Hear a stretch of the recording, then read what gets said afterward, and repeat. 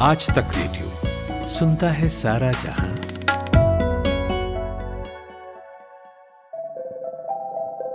मैं जिंदगी का साथ निभाता चला गया, हर फिक्र को धुएं में उड़ाता चला गया। 1961 में सुपरस्टार देवानंद की फिल्म हम दोनों का ये सुपरहिट गाना सिगरेट पीने वाले लोगों के लिए संजीवनी सरीखा है। सिगरेट से होने वाले नुकसान के बारे में बात करने पर लोग इस गाने का बहाना भी दे देते हैं, लेकिन ऐसे ही बहाने पर अफसोस होता है तब तक बहुत देर हो चुकी होती है। तो आज स्मोकिंग से ही क्यों शुरुआत की मैंने, वो इसलिए कि आज 31 मई है और इस दिन हर साल दुनिया भर में वर्ल्ड नो टोबैको डे मनाया जाता है।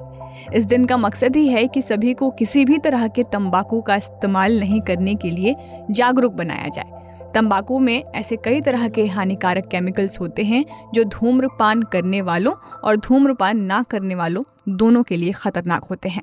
हेलो, नमस्कार। आज तक रेडियो पर आप सुन रहे हैं हेलो डॉक्टर। मेरा नाम है खुशबू। Hello doctor.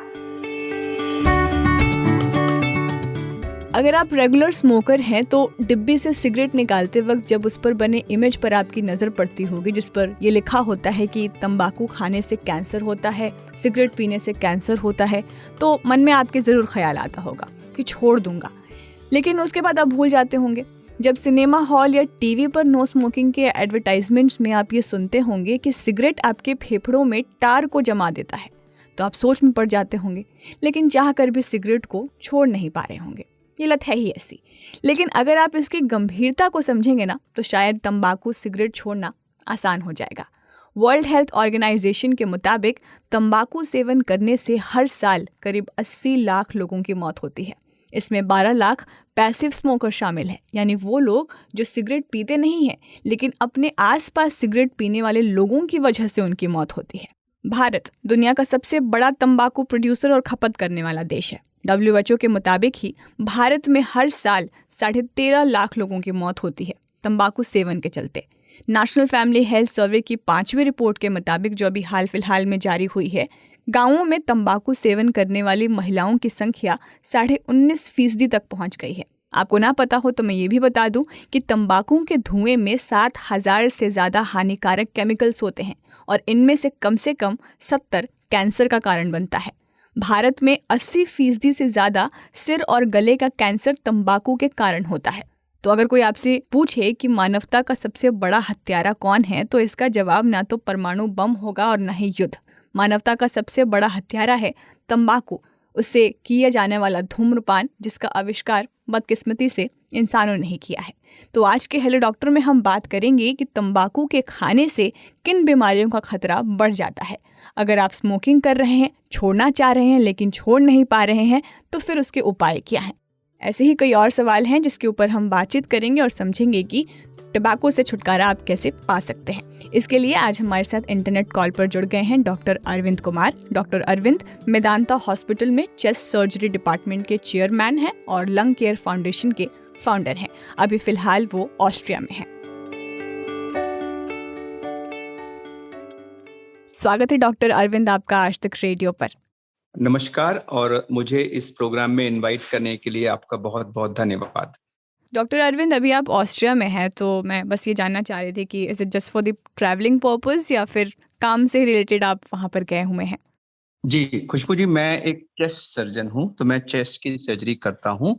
तो उसी सर्जरीज में एक होता है लंग ट्रांसप्लांटेशन, जिसमें जिन लोगों के लंग्स बिल्कुल बुरी तरह से खराब हो जाते हैं और उनको किसी भी तरह से ऑक्सीजन नहीं पहुंच पाती, तो उनको दूसरे व्यक्ति से चेंज करने का एक प्रोसीजर है जिसको लंग प्रत्यारोपण या लंग ट्रांसप्लांटेशन कहते हैं। तो इसी से संबंधित कुछ खास मुद्दे थे जिनकी डिटेल में जानकारी के लिए मैं यहाँ आया हुआ हूँ, वियना जनरल हॉस्पिटल में।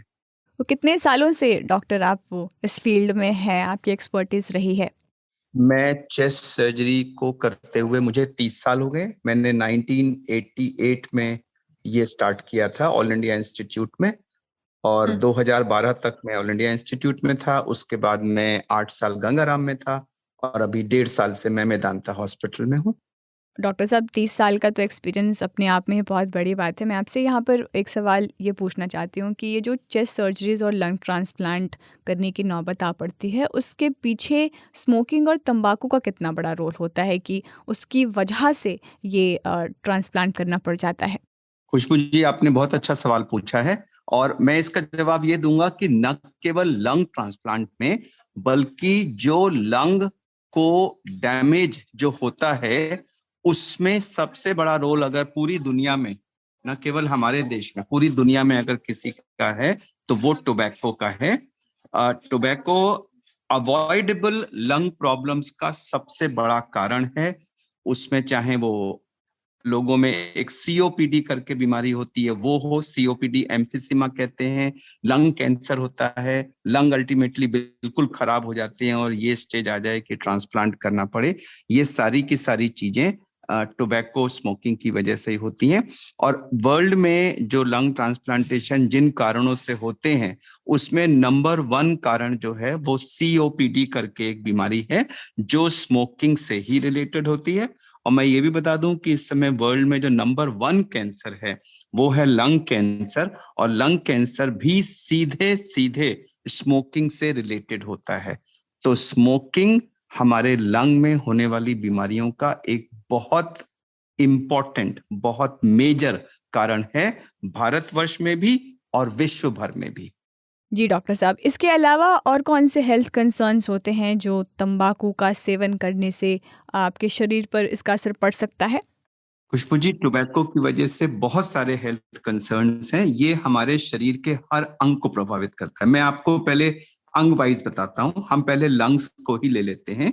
जो हमारे छोटे छोटे बच्चे होते हैं घर में, जो बड़े लोग जब घर में स्मोक करते हैं तो उनके स्मोक करने से जो घर में धुआं फैलता है, जिसको हम सेकेंड हैंड स्मोक कहते हैं, वो जब छोटे छोटे बच्चे इनहेल करते हैं तो उनमें फेफड़ों में तरह तरह की उनको ब्रोंकियोलाइटिस, अस्थमा जैसी प्रॉब्लम्स होने लगती हैं। और वो चीज चलते चलते चलते जब बड़े होते हैं आप, तो एक सीओपीडी नाम की बीमारी में, और अगर आपको अस्थमा है तो वो और ज्यादा डिटीरिएट हो जाएगा। सीओपीडी एक ऐसी बीमारी है जिसमें हमारे लंग्स शिथिल हो जाते हैं, लंग्स काम करना कम कर देते हैं और हमें सांस फूलने की हर समय प्रॉब्लम रहती है और तरह तरह के इनहेलर्स और अल्टीमेटली ऑक्सीजन लेनी पड़ती है। इसी की वजह से टीबी, इन्फेक्शंस और बाकी निमोनिया जैसी जो बीमारियां हैं वो स्मोकर्स में ज्यादा संख्या में होती हैं।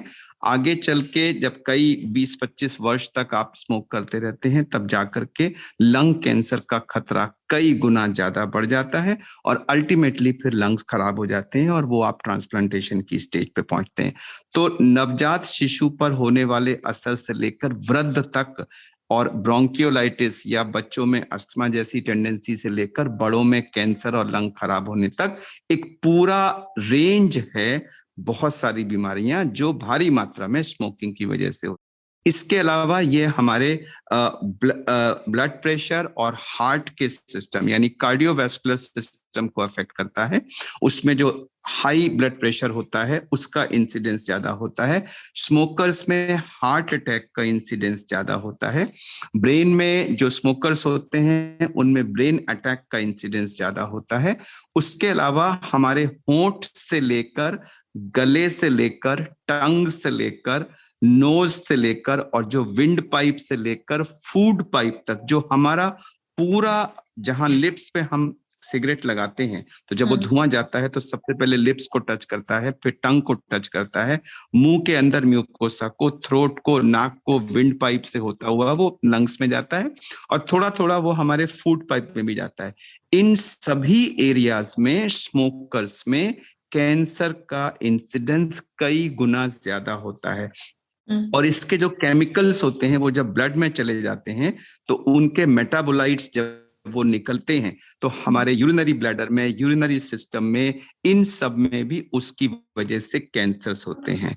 जब प्रेग्नेंट विमेन स्मोक करती हैं तो उससे उनके पेट में पलने वाले नवजात शिशु को भयंकर नुकसान होता है। है। उसमें जब अंग बन रहे होते हैं उस समय अगर स्मोकिंग करें तो उससे अंगों में विकृत हो जाते हैं, यानी कंजेनाइटल एबनॉर्मलिटीज हो जाती हैं, बच्चे का ग्रोथ स्लो हो जाती है, बच्चे की पेट के अंदर डेथ हो सकती है, समय से पहले प्रसव हो सकता है।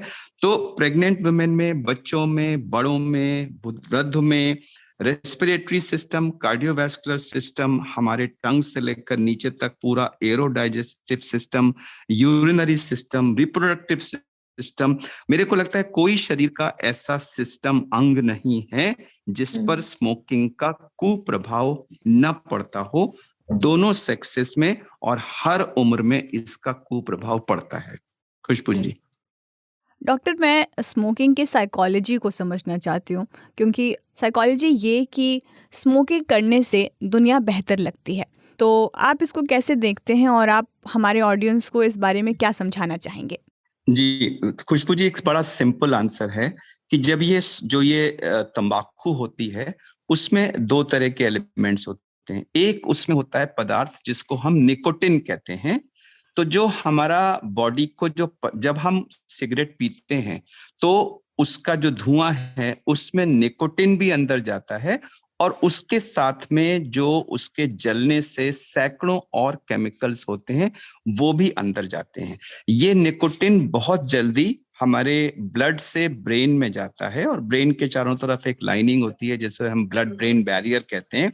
उसको क्रॉस करके ये ब्रेन पर असर करता है। मतलब आप सिगरेट पिए और उसके कुछ सेकंड्स के अंदर इसकी मात्रा ब्रेन के अंदर पहुंच जाती है, और यह जो केमिकल है ये ब्रेन के अंदर एक फील गुड फैक्टर कहते हैं। वो फील गुड फैक्टर यानी जैसे ही ये जाके ब्रेन को टच करता है उसके अंदर एक बड़ा खुशी का और एक इलेटेड सा और एक बड़ा, जैसे आप बहुत ही किसी बड़ी अच्छी दुनिया में पहुंच गए, इस तरह का वो एहसास दिलाता है। आप कैसे भी माहौल में हो ये आपको फील गुड फैक्टर देता है। और दूसरी जो इसकी खास खराबी है कि ये बहुत ही हाई मात्रा में एडिक्टिंग है। यानी अगर आपने कुछ समय तक इसको लगातार अपने ब्रेन को इसकी सप्लाई देते रहे तो ब्रेन बहुत जल्दी इससे एडिक्ट हो जाता है और फिर वो इसको मांगता है, और अगर आप नहीं देंगे तो फिर तरह तरह के विड्रॉल सिम्टम्स होते हैं। तो जो ये हम कहते हैं ना कि लोगों को सिगरेट की लत लग गई है, तो वो लत जो बाकी केमिकल्स हैं उसकी वजह से नहीं लगती है, लत लगती है निकोटिन की वजह से। और एक बार आपको निकोटिन की लत लग गई तो फिर ब्रेन निकोटिन के बिना नहीं है। तो आपने ये सवाल पूछा कि इतनी प्रॉब्लम्स के बावजूद लोग कहते हैं कि सिगरेट पी के दुनिया अच्छी लगती है। वो एक आर्टिफिशियल क्रिएटेड अच्छी दुनिया है। दुनिया नहीं बदलती, आपका परसेप्शन बदल जाता है निकोटिन के दिमाग पर असर होने की वजह से। तो ये एक कृत्रिम सा माहौल है जहां आप अपनी एक कृत्रिम दुनिया में चले जाते हो, खुश फील करते हो, लेकिन उसके साथ साथ जो सैकड़ों केमिकल्स आपके शरीर के अंदर जा रहे हैं वो आपको तरह तरह के नुकसान पहुंचाते हैं। निकोटिन डायरेक्टली नुकसान नहीं पहुंचाता। निकोटिन एक काम करता है कि आपको फील गुड फैक्टर देता है और आपको एडिक्ट बना देता है, लेकिन उसके साथ जाने वाले जो सैकड़ों केमिकल्स हैं वो अंदर ही अंदर आपके शरीर को खा जाते हैं। अभी डॉक्टर साहब आपने कहा कि सर से लेकर पैर तक कोई भी ऐसा अंग नहीं है जो हमारे स्मोकिंग करने की वजह से उसे नुकसान पहुंचता है। गले की बात की आपने। मैं आपसे ये पूछना चाहती हूँ कि स्मोकिंग करने की वजह से हमारे आवाज़ पर क्या असर पड़ता है? जी खुशबू जी, आपने ये जो आवाज बदलने के बारे में पूछा तो मैं बताना चाहूंगा कि जब हम स्मोक करते हैं तो वो स्मोक जाके हमारे गले में और हमारी जो वॉइस बॉक्स में जो वोकल कॉर्ड्स होती हैं उन पर भी असर करता है, और उनमें सूजन हो सकती है जिससे हमारी आवाज भारी हो सकती है। और इन सब जगहों पे गले में इन्फेक्शन, थ्रोट इन्फेक्शन, और बाद में जब सीओपीडी हो जाती है तो लंग इन्फेक्शंस वगैरह का इंसिडेंस हाई होता है। और जब हम कई 10, 15, 20 साल तक स्मोक करते रहते हैं तो हमारे वॉइस बॉक्स में कैंसर होने की संभावना होती है, और अगर वो कैंसर हो तो उसमें वॉइस चेंज होना वो one of the prominent symptoms होता है। तो स्मोकिंग से वॉइस इमीडिएट इफेक्ट धुएं की वजह से होने से लेकर बाद में कैंसर होने तक कई कारण हैं जिनकी वजह से हमारी वॉइस स्मोकर्स में इफेक्ट हो सकती है। डॉक्टर अरविंद, जो स्मोकिंग करते हैं डायरेक्टली, उन्हें तो ये सारी कॉम्प्लिकेशंस होती ही हैं, लेकिन कई ऐसी रिसर्च हैं, कई ऐसे डेटा सामने आते रहते हैं जिसमें ये बात निकल कर सामने आती है कि जो पैसिव स्मोकर्स हैं उन्हें कई गुना ज़्यादा रिस्क रहता है डायरेक्टली स्मोकिंग करने वाले लोगों से। तो मैं आपसे ये समझना चाहती हूँ कि इस पर आपका क्या टेक है, आप इसको कैसे देखते हैं और ये कितना नुकसानदेह है?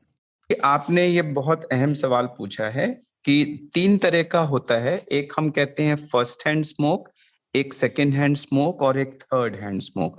तो जब हम जो व्यक्ति पीता है सिगरेट, वो सिगरेट से सीधे अपने गले में इनहेल करता है और प्रायः आजकल जो सिगरेट्स हैं वो सब फिल्टर वाली आती हैं, तो वो जो धुआं इनहेल करता है वो फिल्टर से निकला हुआ होता है।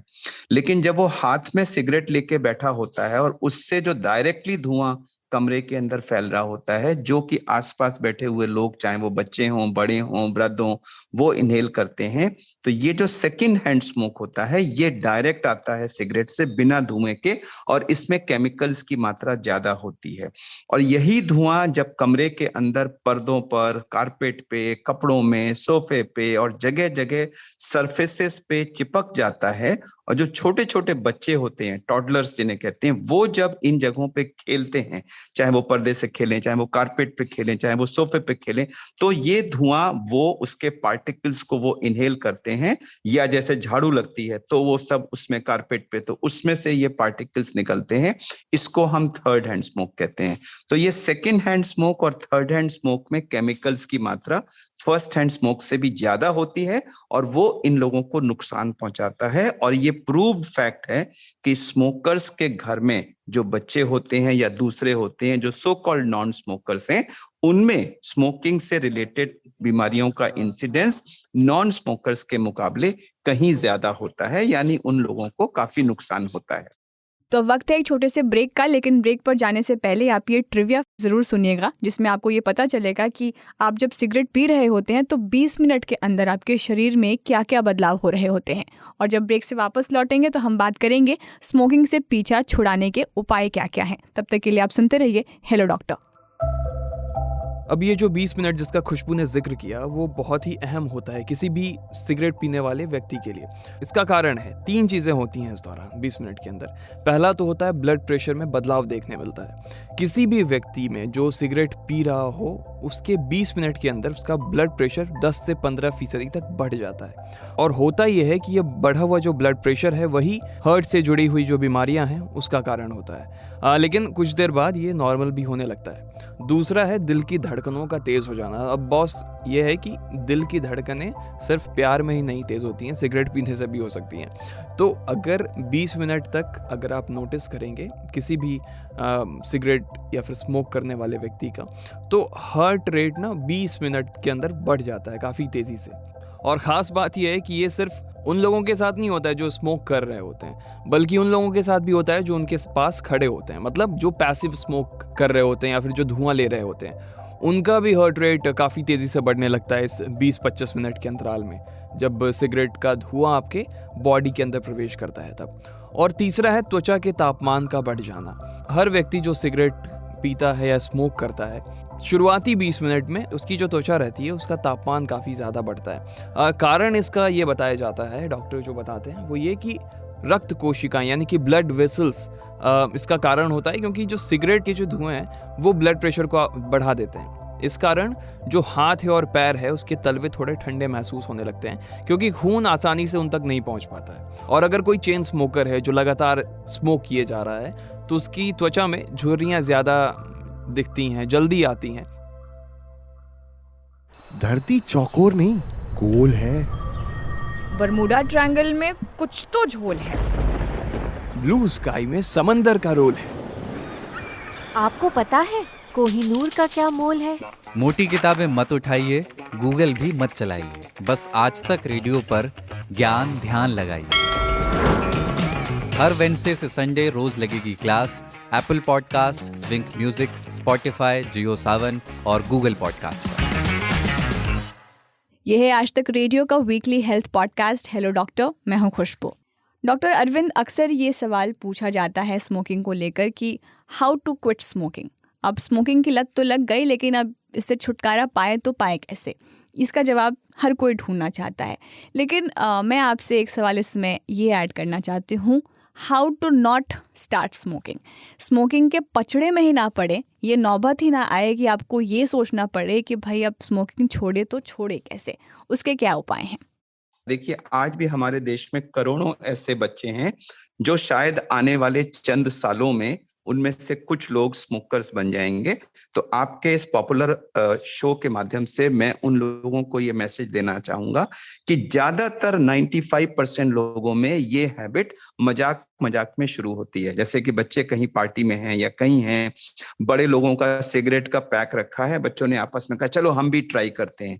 तो यह एक ट्रायल या एक्सपेरिमेंट या एक जैसे शौकिया तौर से ये चीज शुरू होती है, और जब 2 4 6 दिन तक आप इसको पीते रहते हैं तो फिर वो मैंने जैसे बताया कि निकोटिन से वो फील गुड फैक्टर होता है, तो वो फील गुड फैक्टर आपको बराबर फील गुड कराता रहता है, तो आप उसको बार बार लेते रहते हो और चंद हफ्तों में वो आपकी हैबिट बन जाती है और फिर उसके बाद आप स्मोकर बन जाते हो। तो यह जो शुरुआत है, अगर हम बच्चों को अपने इसकी पूरी सूचना दें कि यह कितनी घातक आदत है, और गलती से भी कभी ट्रायल के लिए भी कहीं पार्टी में या किसी ग्रुप में अगर बच्चे ये स्मोकिंग को कोशिश ना करें, तो हम बहुत सारी भारी मात्रा में बच्चों को स्मोकर होने से रोक सकते हैं।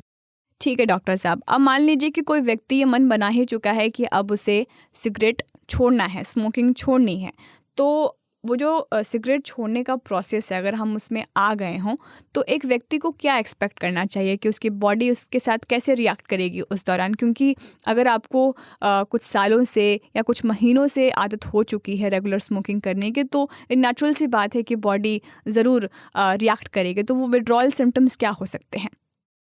तो देखिए, इसमें एक तो व्यक्ति का अपना मनोबल का बहुत रोल होता है कि वो क्विट करना चाहता है कि नहीं।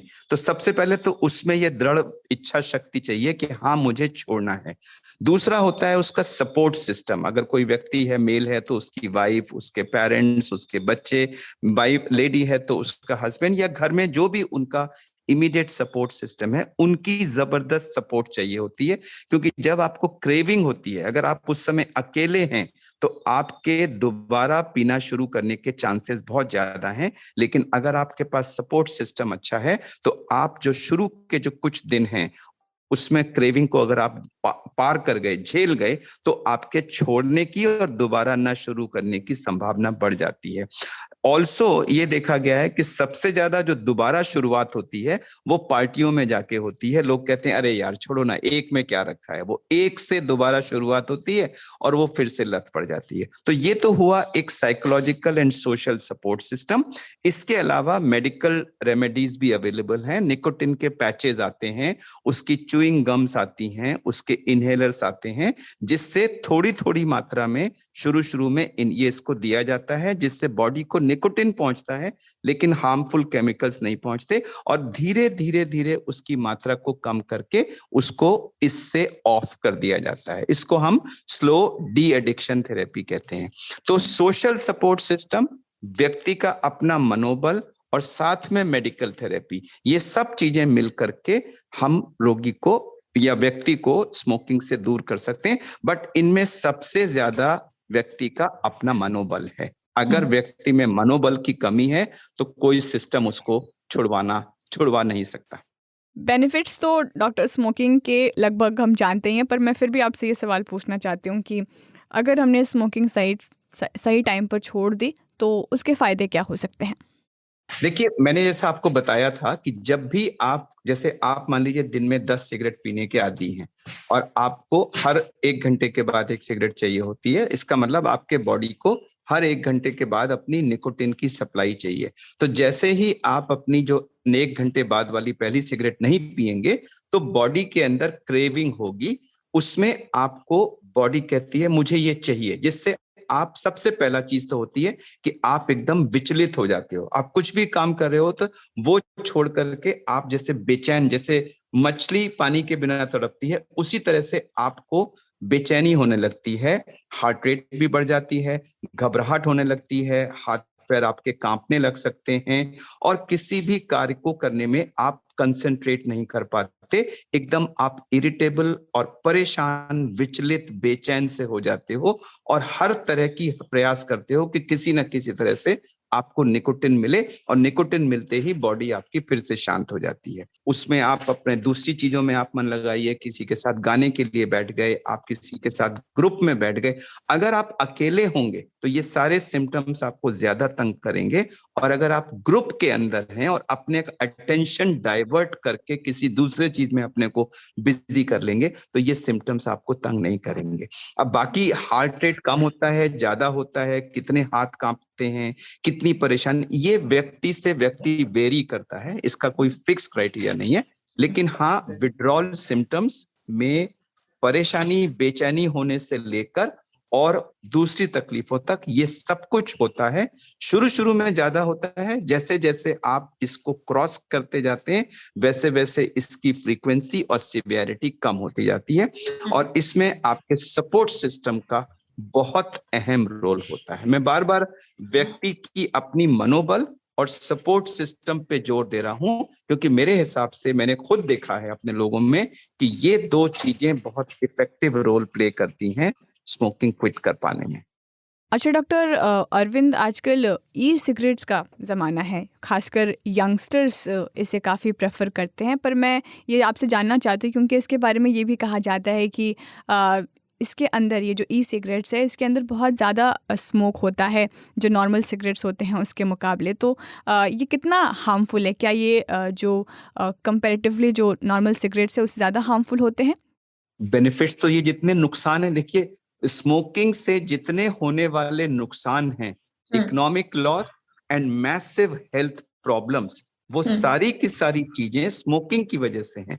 तो अगर आप अपने स्वास्थ्य को ठीक रखना चाहते हैं, अपनी पत्नी, अपने हस्बैंड, अपने बच्चे, घर में बड़े बूढ़े और पूरी सोसाइटी, क्योंकि अगर आप घर के अंदर स्मोक कर रहे हैं तो आपके घर में आने वाला हर व्यक्ति जो घर में कुछ समय व्यतीत करता है उसको कहीं ना कहीं हेल्थ को नुकसान पहुंच रहा है। तो ये जो सारे स्मोकिंग से होने वाले इतने सारे नुकसान हैं, इनसे अगर आप बचना चाहते हैं तो वो आपको क्विट करना है। These are the benefits of quitting smoking. कोई आपको कोई स्पेशल बेनिफिट नहीं मिलने वाला है, नुकसान न होना ही स्मोकिंग क्विट करने का सबसे बड़ा बेनिफिट है। ई सिगरेट्स एक ऐसी चीज है जो चाइना में डिस्कवर हुई थी, और इसके अंदर बेसिकली बजाय टोबैको के इसके अंदर ईथर्स होते हैं, और उसमें एक वो वार्मिंग सिस्टम होता है। तो जैसे ही आप इनहेल करते हैं, ईथर की कुछ मात्रा उस वार्मिंग सिस्टम से गुजरती है, जिससे ईथर जो हाईली फ्लेमेबल होता है वो उड़ जाता है और वो एक धुएं के रूप में बन जाता है, और आप उसको इनहेल करके बाहर निकालते हैं और आपको लगता है कि आप स्मोक कर रहे हैं और वो धुआं निकाल रहे हैं। यह कंप्लीटली अनरेगुलेटेड मार्केट है।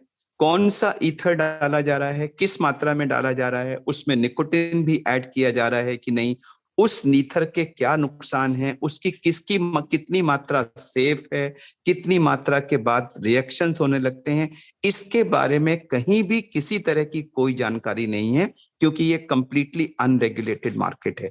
बहुत सारे केसेस मेरे नॉलेज में आए हैं जहां लोगों ने वेपिंग जिसको कहते हैं या ई सिगरेट्स का इस्तेमाल किया, और इसके बाद लोगों को तरह तरह की लंग्स की बीमारियां हुई हैं और तरह तरह की प्रॉब्लम्स हुई हैं। इसलिए मेरा आपके प्रोग्राम के माध्यम से क्लियर कट मैसेज है बच्चों को, बड़ों को, कि कृपया ई सिगरेट को सिगरेट का एक नॉन हार्मफुल ऑल्टरनेटिव समझने की गलती ना करें।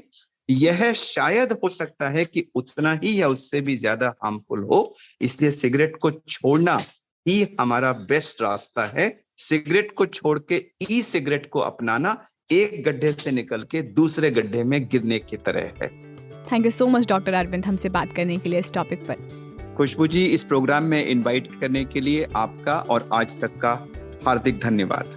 तो चाहे आप सिगरेट पीते हों या नहीं पीते हों, पर मैं उम्मीद करती हूँ कि इस पॉडकास्ट के ज़रिए जो डॉक्टर ने हमसे बातचीत की है उसके ज़रिए हम आपको इतना तो मोटिवेट कर ही पाए होंगे कि आप तंबाकू से दूर रहें, क्योंकि इसके हानिकारक क्या असर हो सकते हैं आपके शरीर पर वो आपको डॉक्टर ने बता ही दिया है।